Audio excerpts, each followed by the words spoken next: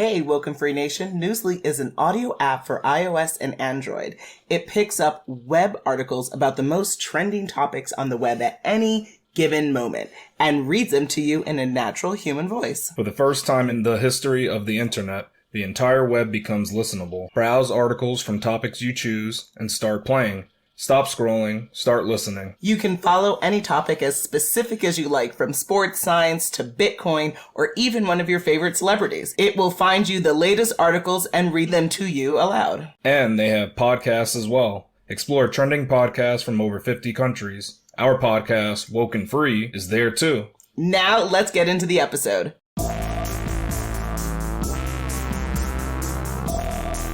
Hi, it's Natasha. And Khalil. And we are the co-hosts of WokeNFree. Thank you for tuning in to our 323rd episode of WokeNFree. If you've been tuning in every single week for WokeNFree Wednesday, you know that WokeNFree is all about being real and honest with each other and you. We talk about everything and anything important to us, you, the world, and nothing is off the table. This week's episode is entitled Redefining Parenthood, Breaking Gender Boundaries. And we wanted to speak on this topic for a variety of reasons, and you will find them out shortly by listening to the entire episode. Now, before we dive deep into this really interesting topic, a couple of things to cover. First, have you gone to WokeNFree.com not just to listen to the episode, thank you, but to download it through the Podbean app. Through the app, you can put in your comments, and we know you have thoughts around parenting and gender and everything in between. So come on through. We want to hear your thoughts. Next, if you listen to podcasts and you say, well, you know, I do that, but I don't do it through an app like the Podbean app, that's a little bit sad. And, you know, one thing you can do to make it up is go to WokeNFree.com, go in the Listen tab, and then make sure you follow and subscribe to our show on all the places you find. So those include iTunes, TuneIn, Stitcher, Google Play. Subscribe to our YouTube channel, SoundCloud, iHeartRadio, Spotify, Pandora. It's a WokeNFree world where most podcasts are consumed. You will find the show. So we definitely would appreciate the love there. Also, through Podbean, you can click to subscribe to follow the show. And then on social, really would love to hear your thoughts. We do a lot of really fun content on Facebook, Instagram, Twitter, YouTube, TikTok, Pinterest, and LinkedIn at WokeNFree. So make sure you show up in those spaces. And then lastly, we would love for you to review the show. Why? Tell us how this is feeding into your life so we can see that, feel that, and then also make sure that you continue to feel that way each and every week. So best place to do that, go to WokeNFree.com, go on the Listen tab, and then pick your platform of choice where you'll review the show. Thank you in advance for the 5-star reviews. That sounds good. But before we start the conversation, why don't we share a little bit about ourselves? This week we're asking, would you rather have creamy or chunky peanut butter? I know you've asked that question. That's foolishness. My answer is creamy. Like it, right? Yep. Creamy. Nice. And because I usually have something dental going on in my life. So I like to make the life a little bit easier. But generally also the chunky, sometimes, I don't know, not grosses me out, but I just, I don't know. Now that I said gross, I can't really come back from that. So I'm just going to drop that there. Wow. Okay. So for me, it depends what I'm having the peanut butter with. Oh, like, Lord. it would be nasty to have the chunky peanut butter with crackers. That just doesn't seem right. Gross. That's just, it's too much crunch going on, but creamy goes along well with it. Yep. But sometimes if you're just, like, let's say you're having 3 days of peanut butter and jelly sandwich, I'm going to have to throw the chunky in there because that's too boring for me just to have the flat thing. But that's only if I'm having too much of that type of sandwich. Peanut butter jelly, yeah. And so that only really applied when I was younger. I try not to have that too much, that sweet delight of a sandwich, because it's definitely some good sugar in there. That's a lot. So I try not to do that much. But for me, I guess I would have to choose now the creamy. But when I was younger, it probably would have been the chunky. And speaking of creamy versus chunky, people have those, like, they put those in their boxes, right? The creamy peanut butter and the chunky peanut butter. That's in one box. That's in another. You're going with. Just ask the question, man. I don't know what question I'm getting towards, but I just know that things go in boxes. So sometimes parenting goes in boxes, right? Wonder. You think that? The different genders get placed in different boxes. Oh, now we're into gender? Okay. Slowly drip into what we need to talk about. And the ultimate question is... So, speaking of that again, is that do you think parenthood is actually genderless instead of this boxed ordeal that I was speaking of? Nice sloppy save. Thank you for arriving at what we need to arrive at. And the answer is yes, you did sloppily. I stuck the landing really well. You did, yeah. 3 out of 5. It was a creamy landing. Oh, gross. Or a chunky landing. Even worse. So to answer your question, it depends on the perspective you look at parenting. So if you look at it from a biological perspective, then technically there may be some, not all, there may be some people who would define parenthood through gender roles of when a mother is someone who can either give birth or do X, Y, Z, or a father can. And that depends on the person and their perspective on biology or their perspective on traditional boxed in labels that can be challenging. So it's not uniform. Everyone is looking at things differently, especially since gender is, well, I believe gender is a construct and is fluid. So it just depends on where you sit on that line. But that's one perspective within another perspective. Then there's also like cultural and societal perspectives where within different cultures, there is kind of a practice, one could say, of traditional gender roles that are emphasized. So the parenthood is more comes through the lens of mothers feed the children and mothers do this and fathers do this. And so they separate the tasks based on the gender. And I would say growing up as an immigrant child, from an immigrant culture, Jamaica, yes, absolutely. There were things that I expected from my mother that I did not expect from my father and vice versa. And not to say that that was right, not to say that that was good, but that was a cultural norm within Caribbean or Jamaican culture. Then there's like the legal perspective where in jurisdictions, there are laws that have evolved essentially to recognize diverse family structures. So where before maybe it wasn't possible, now we have things like same-sex couples that can adopt children. So that when you look at adoption or surrogacy, it's not just like how children are cared for can only be from a specific lens. That has been law has had to adapt to the fluidity of gender within our society and as a whole. Then if you look at things from like the personal and emotional perspective, parenthood could also be like, depends if you're a more traditional person, then yes, you could say mothers are going to be the person that you go to for the nurturing versus the fathers you're going to go to for the strengthening and the, learning how to build things, right? Like, but again, traditional cultural ties to that depends on where you sit with that. And then lastly, I would say in my own mind, outside of like the first answer always is depends, right? Because life is so funny that way. I would say personally, I grew up thinking through parenthood through gender, but now in our non-traditional household around how you are the primary caretaker of our son, I appreciate that we've kind of exploded the box when it comes to what a mother should do in the household and a father should do in the household if they're in the same household and if those are appropriate labels within the household. I like that we've flipped the script and there are things that like, you're going to bake the cakes because I don't know how to, nor do I have any interest in learning. Versus, I might go doing something like else and that maybe typically you would do that. But, that's where I sit with that. Yeah, it's definitely a little bit different now, right? Than what we grew up thinking. Definitely. I think that's just based off of media. I think that media has influenced what we perceive as like what gender should do what in the parenting role. But me, I don't think parenting is genderless. I stand on a different point of view. I think it is.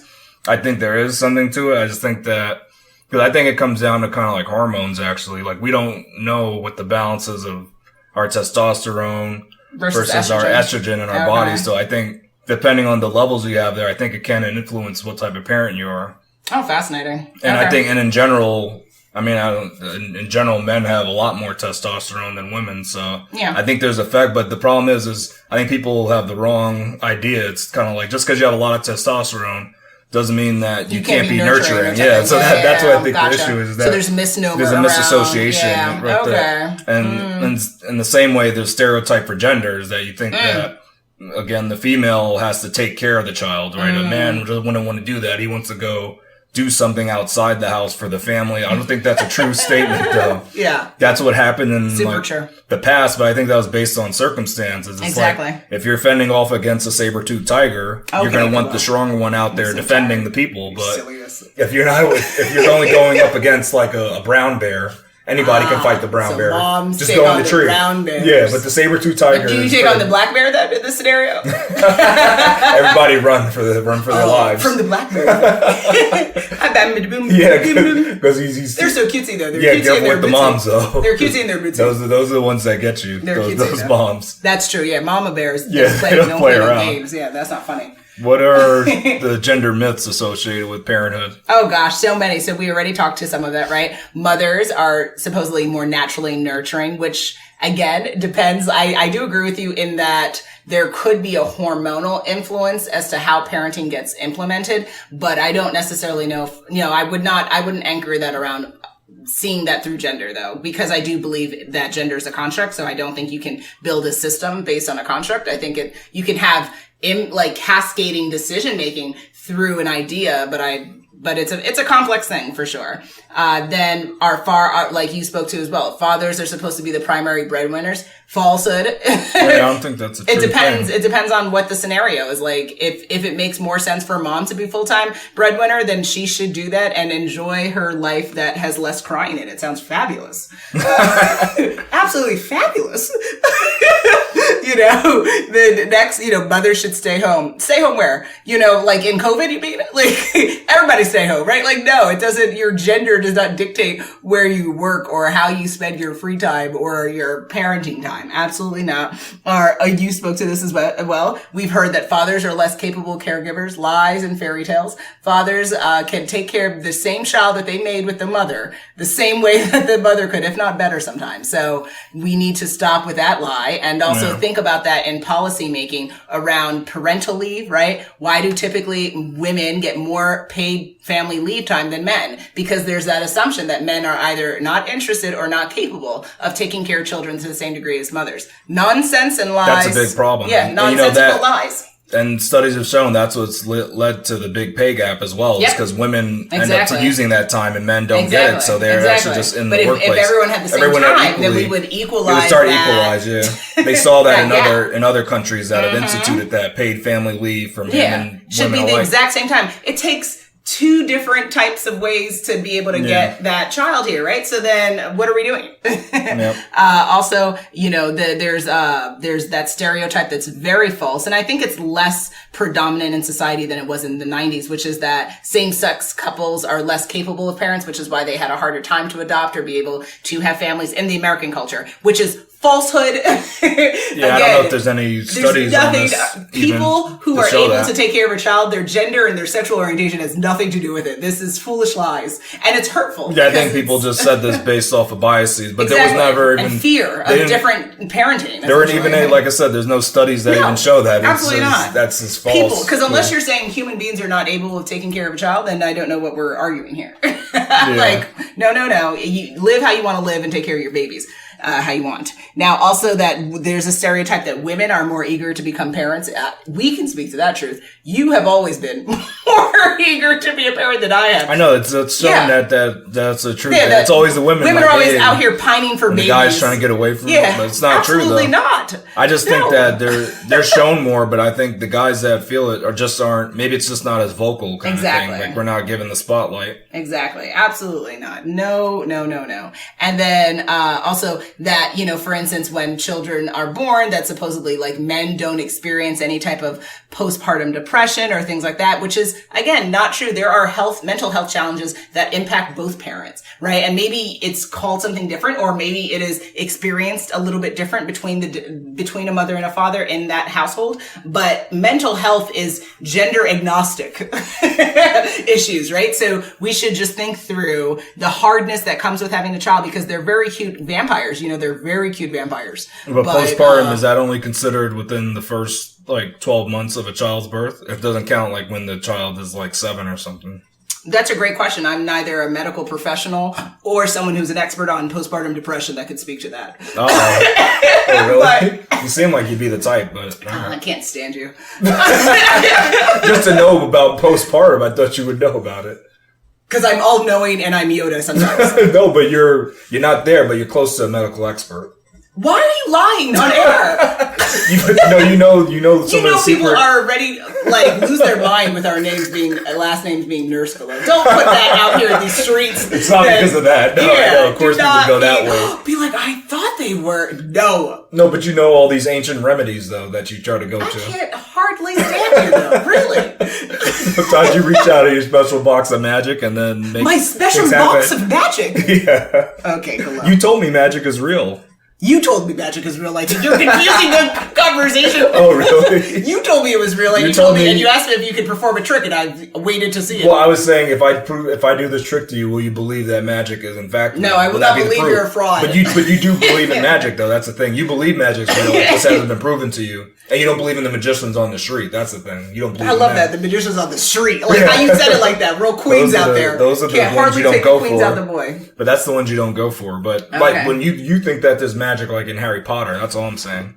I can't even stand that's not true. That's not a true statement. Though, really. See, that's why you can't speak on it. It's okay. Do I believe that the fictional films have reality? You think there's some reality to the Harry Potter films, not like the school and stuff, but the magic that's performed. My premise in life is anything is possible. So here we go again. Justin really irritates you. You're trying to go on that way. If we go under that lens, you're trying to use that shield, and that we go into the lens of us believing in that possibility, then yes, the Harry Potter magic is possible. But do I think it's currently happening? I highly doubt it. But, well, of course not. It's currently happening, but it's kind of like, do you think that there's somebody somewhere doing some magic, possibly? Yes, I think that's possibly happening. Yeah, see? Mm-hmm. You think it's a possibility, but not in your realm of everything's possible, not like that, but just in the realm of... However you want to take it, my love. It's kind of like if you had a percentage points to it, you would give it like an 80% possibility that someone's doing magic somewhere. Yeah, for sure. Just because I think that adds to the flavor of life, because it would make life more exciting. Not to say that I think it actually logistically makes more sense. But...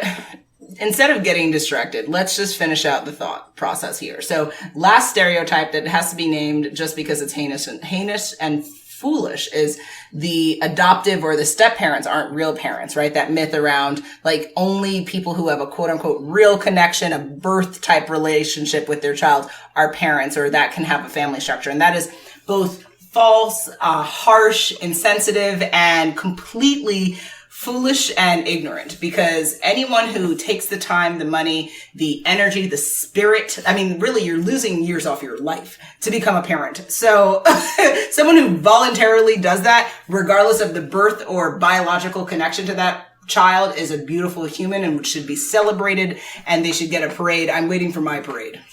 Oh, okay. Wow. Yeah. Just for doing something that you wanted.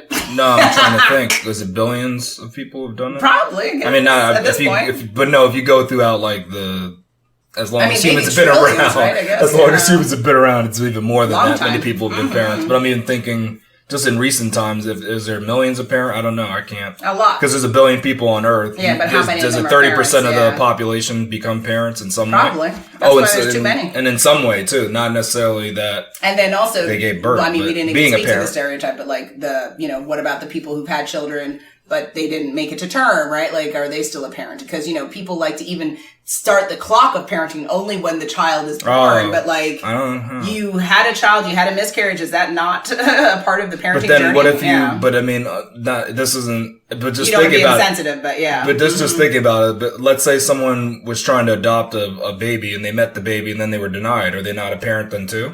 They were close to being. You think that is in alignment to someone having a miscarriage? I'm not saying it is, but I'm saying if you're saying a different scenario. I'm just saying it's just because you got close to it. Yeah, were you actually a parent? Because I think a parent it's hard for as me the point I'm that you biased in that carrying the baby is a part of carry. Then is that called? But I don't think that's the only thing too, because I would argue surrogacy is a part of that too. You can't say just because you are not carrying the baby that you haven't begun your parenting journey. It's a complex. That's arguable. I guess it's arguable. It depends. Because I just think of parenting as actually. When this person is here and has legal rights, you do interactions with them kind of thing. But you have to get them there. So what's happening for those 9 months, whether they're in your belly or someone else, they don't live in limbo. So it either is a part of the parenting journey. It's a part of the journey, but are you truly a parent though? Like I wouldn't give you that stamp. That's just me though. Like that's why I made my decision. Well, that's also why people don't like to give the special people in my life that wish me happy Mother's Day when I was pregnant. I really appreciate that because some people didn't constitute me a mother until KJ was here, and I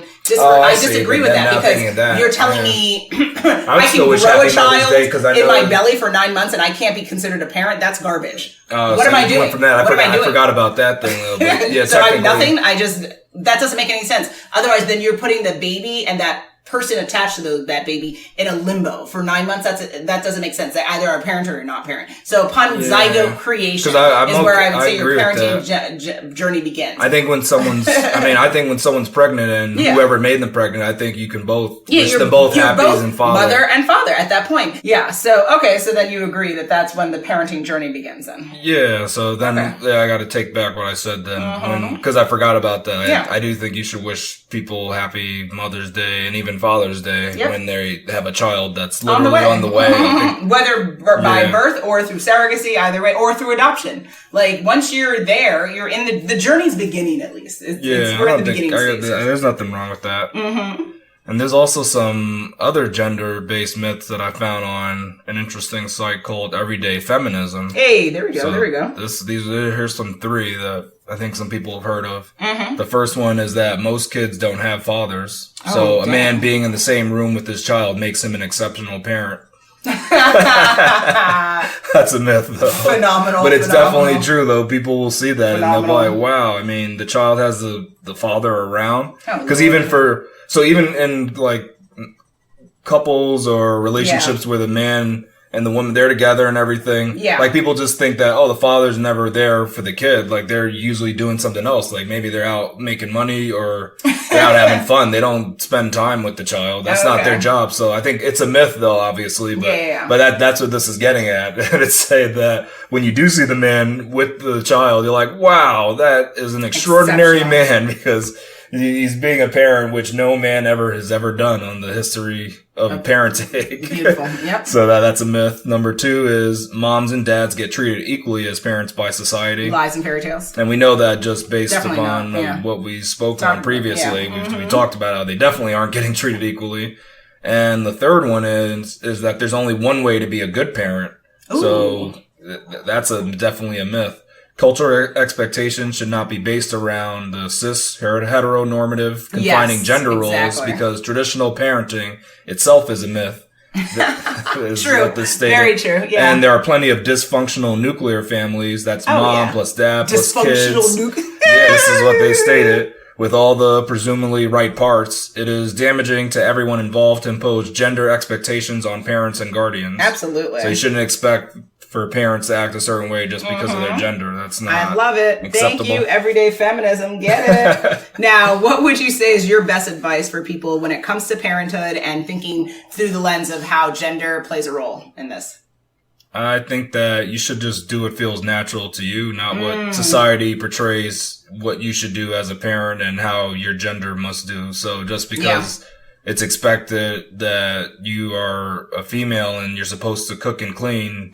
I mean, if you don't like doing that stuff, don't do it, right? Facts. As long as someone else is taking care of it. You have to afford to do it. Someone's got to be doing it. Either, if no one else is doing it, you have to rise to the challenge, right? That's going to be something you'll have to do. But I would say don't do it because you saw that's what they show on TV, or even that's what my parents told me to do. I don't know if that's necessarily the way to go. I think you need to do your research and say, who am I and how can I appropriately treat this child in ways that don't make me feel like I'm not really me. Like, don't get out of who you are. Yeah, absolutely.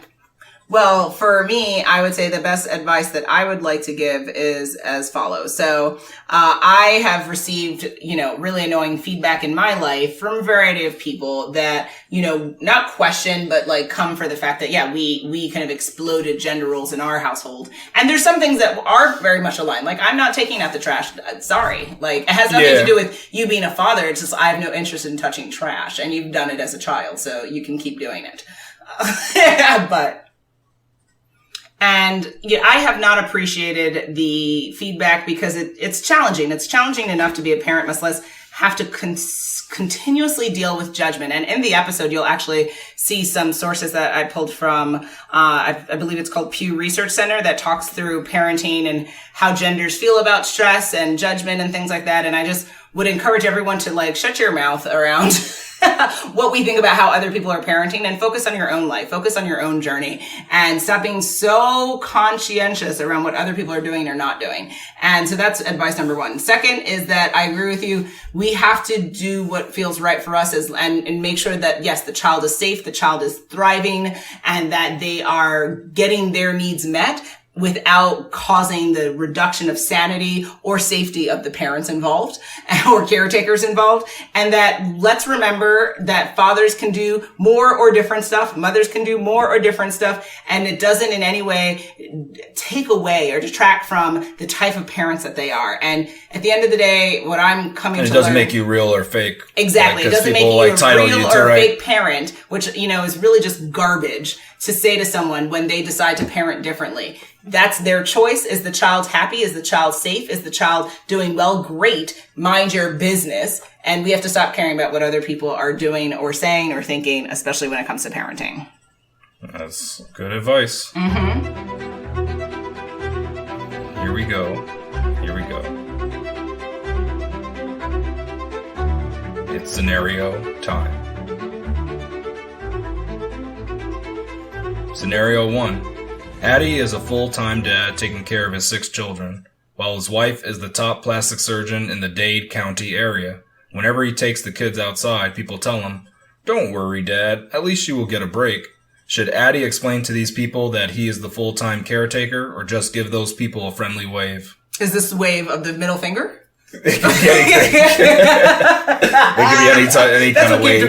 For it can be. It might be. Oh, okay. Yeah, I think that would be the proper. Can you wave your thumb? Is that a hand motion in some society? Sure. People do. But I think the middle finger might be more pleasant. Oh, really? That's pleasant. Depends. I think so, right? In some societies, that means good stuff. Sure. I think it doesn't. I thought there was one where it means it's a greeting. Peace upon you. Yep. I think that again, especially what is this, Florida reference? Oh, you knew. Look how you knew. Look how you do that. That's good. I know. All 2 cents of my just because of the plastic surgeon. See, no, that's how I know you have the County, medical. I knew that. That's how I know you have a medical eye. Don't start with this nonsense. A medical again. eye, though. A medical eye now, and a last name. Look at me. No, that's killing the game. That's all around. That's a friendly coincidence. Friendly coincidence. Okay. Yeah. So I would say that, it doesn't matter. You're not required to explain yourself to others. You can just smile and walk away from other people who are saying nonsensical things like that. Because at the end of the day, I imagine that him having 6 children didn't happen by accident, that there was some type of consent involved with his wife. And so if he's feeling overwhelmed, then that's a conversation not to be shared with the public strangers, but to have that conversation with your wife. Hopefully your household could afford some additional nanny support, some additional programming to help dad feel like he's not going to lose his mind. Because I imagine an outing with 6 children to me sounds like mental death, but that's just me maybe. So it depends on the age group. Exactly. If it's 6 children and they're all, 14 and above, not so bad. But if you're talking about 6 children under the age of 6, sounds like a nightmare. It sounds like a day school that's not operating correctly. So that sounds terrible. But how about you? Yeah, I think it's just best to give the friendly wave to the people. You don't have to explain yourself. I think that's going to just stretch things out too much, and you don't know where it's going to lead to. Just the friendly wave is good enough for this case. Perfect. Scenario 2. Ida plays catch with her daughter every weekday when there is not a cloud in the sky. She often gets looks from passerby, which makes her react by sticking her tongue out at them. Should Ida stop playing catch with her daughter in public places in order to minimize the chance of people giving her certain looks? Unfortunately, people are going to look at you whether you want them to or not. And her spending time... Oh, sorry. She identifies with her. She and hers are pronouns. Okay, good. So she identifies... She likes to spend time with her daughter to do this. And I think that there's great value in spending one-on-one time with your child, especially doing something that you love and your child loves, regardless of what life interprets that to be. Or as long as, again, her child is not unsafe or anything like that, and she's not unsafe, then she should keep doing it. And this is a great teachable moment to to demonstrate to her daughter that, like, you should do stuff, even if people think you're weird, like, do your thing. And, you know, you're not breaking laws and you're having fun, and just demonstrates just how foolish other humans can be. Because it's like, why are they looking? Is it because they're ridiculously beautiful? Or is it because they're women doing something more masculine associated, right? Like that, what's the conflict? What's the issue here? So, yeah. Oh, well, do you have fun and maybe mime at the end. If people want to be foolish, let's play that game. Oh, okay. I mean, yeah. And then the middle finger ends the show. You could do that. Yes. I think what she could do too, though, she could buy a hat that says "coolest mom." Like that. See, I thought you were going to go a different direction again. Oh, I like a hat with the finger in the... Yeah. See, you're doing all that extreme stuff. She can just show people that she just does cool things, right? Or, actually, I would get a hat and I would custom print, I hope you enjoyed the show. Nice. Thank you and goodbye. You could if you want. Thank you and goodbye. But you should have it in, like, the graffiti kind of print. Just, like, nice, big, and bold, so it just looks like, you know, you're really about that life. Thank you for staring so long that you could read the words on this hat.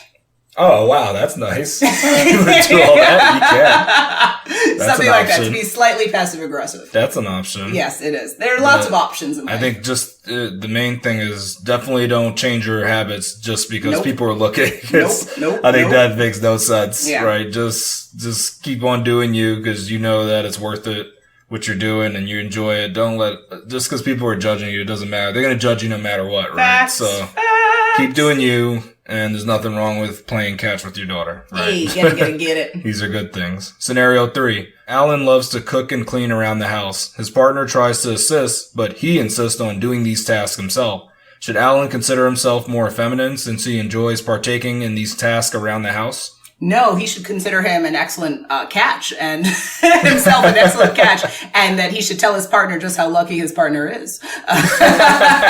Which is why I think you're asking me, you're sharing this for me to thank you again for being a great partner. Oh, really? This is what do you mean sharing this to you? This is a scenario, you realize. Based on us. It is. My name's not Alan. Oh, wow, you changed the name. But the story is so different. Yeah, the story is completely different. Oh, right? Well, I guess you don't enjoy it. You just do it better. Is the difference here. I don't consider myself more feminine at anything. It's not a statement. It was a question. It's a question, yeah. Yes, and your answer would be no. For this question, the answer would be no for this scenario. But this the thing with the scenario, though, it implies that the thought has crossed his mind, though. Because society imbues upon us that men are... But the thought hasn't crossed my mind that I'm more feminine for doing it. But the notion has crossed your mind. Because you've seen that, like, should men who clean and cook and bake... I've seen that, but I've never looked at myself and like, am I more feminine? Or should I even consider... Like, I never even thought of it as a question. Okay, fine. So that's the slight deviation. That's how it's completely different from the life that we live. Like, and the different name, that to me does it. And I still have arrived at, I can hardly stand you. And then look at this too. There's another piece of the scenario. Yeah. The partner tries to assist. That's different. Oh, I hate you right now so much. It's different. I'm saying. I can't. It's completely different than our scenario. You literally mentioned 3 different things. I can't hardly stand you. 3 different things that I prove that this scenario is completely different than our life. Go away, Khalil. No, it's different. Go away. This is different than that's interesting. You thought it was. I just did this because it's a common thing that comes up. You're going to find yourself in a whole heap of trouble. I better find myself. You better find yourself, and I hope you have a scenario that speaks to that too. So to answer the question, no, he should not consider himself more feminine. He should consider himself more practical and effective because he's able to care for the house he lives in. And everyone who wants to live in a home that is not infested or gets condemned should be able to either cook, clean, and or utilize those services of their partner and or pay for such services to be rendered. But nonetheless, for your home not to be condemned, you have to clean it. You have to care for it. Yeah, it's not a feminine thing to do tasks around the house. So you can't consider yourself more feminine just because of this. Doesn't make And even if you are more feminine, good for you, right? Like, life is fluid. Well, that's a different question. Live your life. Do your life and how you want to live your life. Yeah, I mean, if you want to be more feminine or masculine, that's a different story, right? Yeah, different story, different question. Because that's debatable what makes someone more feminine versus masculine. So yes, absolutely. I'm not speaking to that, but just based on the roles right there, that was not making Alan more feminine. Absolutely. Good. Clean your house, cook, and have fun, y'all. Oh, wow. We are at that time again, thankfully. It's coming to the end of our 323rd episode of Woke and free. Oof. That was bad across all genders. Wow. That was bad across dimensions. Facts. Yeah, there was and you can really speak to that. A dimensional rift. Oh, I could speak to it. Because we want to throw falsehoods out in this one. Yeah. Yeah, we're gonna go there, Khalil. We're going there. See how you try to protect yourself with the falsehood, but the truth. Remember, the first thing you said was the truth, because Maya Angelou told me so. Yeah. When people tell you what the truth is, believe them. When people show you who they are, believe them the first time. I'm paraphrasing her. I'm paraphrasing. And you paraphrase terribly. No, because this paraphrase, it shows what you just did right there. You did tell the truth, and then you tried to correct yourself so people wouldn't know. Exactly. That's all I'll leave that at. Yeah. This was quite the episode where we discussed parenthood and how there is an opportunity to break down gender boundaries, stereotypes, and more. And again, this was an episode entitled Redefining Parenthood, Breaking Gender Boundaries. We encourage you to think through what we said, to share your thoughts in the comments so that we can also hear your perspective, and to share this with your family, friends, and anyone who could benefit from thinking through parenthood outside the box. What should folks do now, Khalil? Come back next week for the new WokeNFree Wednesday episode. Make sure you follow us on social media to follow along in the conversation. And make sure you tune in next week for WokeNFree Wednesday to join the conversation at WokeNFree.com. Absolutely. If you're interested in submitting a topic or any suggestions for us, definitely reach out to us on our Contact Us page at WokeNFree.com. That's WokenFree.com. Again, on social, would really love your engagement and chat and fun to be had on Facebook, Instagram, Twitter, YouTube, TikTok, Pinterest, and LinkedIn at WokeNFree. And all sponsorship and collaboration queries should be directed to our Contact Us page at WokenFree.com. If you didn't already subscribe, please do share the episode and make sure you come back to join the conversation every Wednesday for WokeNFree Wednesdays. Remember, WokeNFree is more than a podcast. It is a way of life. Till next time.